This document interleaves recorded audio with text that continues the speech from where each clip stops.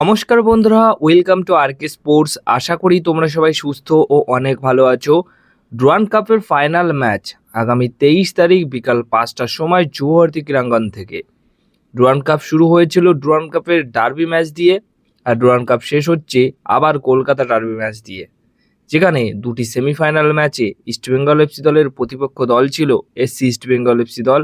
সেই দলের এগেনস্টে প্রথম 90 মিনিট গোলশূন্য থাকায় টাইব্রেকারের মাধ্যমে ইস্টবেঙ্গল এফসি দল এসসি দিল্লি এফসিকে হারিয়ে সেমিফাইনাল ম্যাচ থেকে ফাইনাল ম্যাচে কোয়ালিফাই করে, এবং তারপর নর্থ ইস্ট ইউনাইটেড এফসি দলের এগেনস্টে মোহনবাগান দলও গোলশূন্য ড্র করে টাইব্রেকারে 4-3 গোলে নর্থ ইস্ট ইউনাইটেড এফসি দলকে হারিয়ে সেমিফাইনাল থেকে ফাইনাল ম্যাচে কোয়ালিফাই করে।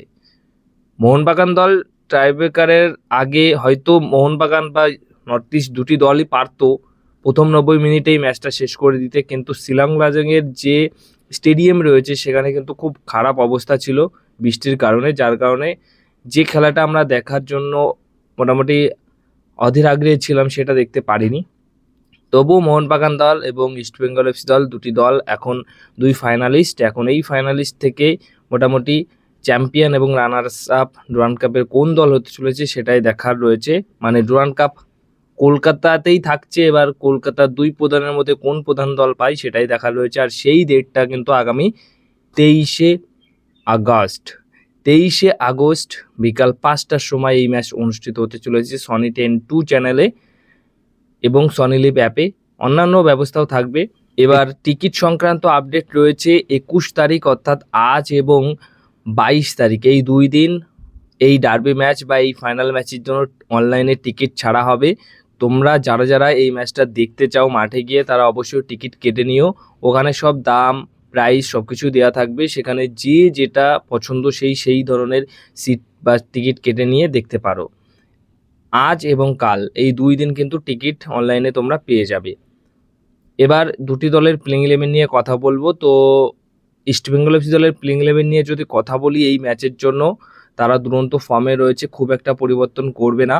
তাদের ডিফেন্ডার, বিদেশি ডিফেন্ডার, তিনি এখন চোটের মধ্যে রয়েছেন, তাই অল ইন্ডিয়ান ডিফেন্স থাকছে। পরশুকান সিং গিল থাকবেন গোলকিপার পজিশনে, দুইজন সেন্টার ব্যাক পজিশনে আনোয়ার আলী এবং মান্ডি কিংবা নরেন্দ্র গেহলট। লাংচুংনুঙ্গা থাকছেন অবশ্যই রাইট ব্যাক পজিশনে, জয় গুপ্তা থাকছেন লেফট ব্যাক পজিশনে। মাঝ মাঠে দুজন সেরা ফুটবলার মোহাম্মদ রাশিদ এবং জ্যাকসন সিং, দুজনের জুটি দুর্দান্ত। এর পাশাপাশি অ্যাটাকিং মিডফিল্ড পজিশনে ড্যানি র্যামিরেস, লালেন্ডিকা রাইট উইঙ্গার পজিশন এবং বিপিন সিং তিনি কিন্তু লেফট উইঙ্গার পজিশন। এছাড়া একা স্ট্রাইকার পজিশনে হয়তো এই ম্যাচে খেলতে পারেন ডেভিড, কিংবা অস্ট্রেলিয়ান যে ফুটবলারটি রয়েছেন সেই ফুটবলারটিও খেলতে পারেন। হয়তো দুজন শুরু থেকেই খেলবে, কিছু পরিবর্তন আসবে যেটা ফাইনাল ম্যাচের দিন তোমরা দেখতে পারবে, কিন্তু এই ধরনের প্লেইং ইলেভেন ইস্টবেঙ্গল এফসি দল নামাতে চলেছে।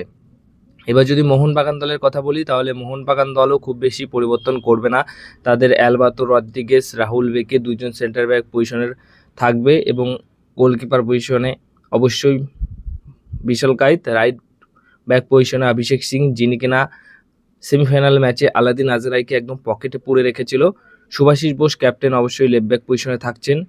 আপুয়া এবং থাপার মধ্যে এই ম্যাচে যে কোনো একজন শুরু করবে, কারণ সামির জেলকোভিচ শুরু থেকেই খেলছে, এবং সামির জেলকোভিচের যা টাচ এবং তিনি যেভাবে অ্যাটাকিং যাচ্ছে এবং মাঝ মাঠে হোল্ড করছে, ডিফেন্সেও আসছে, ভালো লাগছে তার খেলাটা দেখে।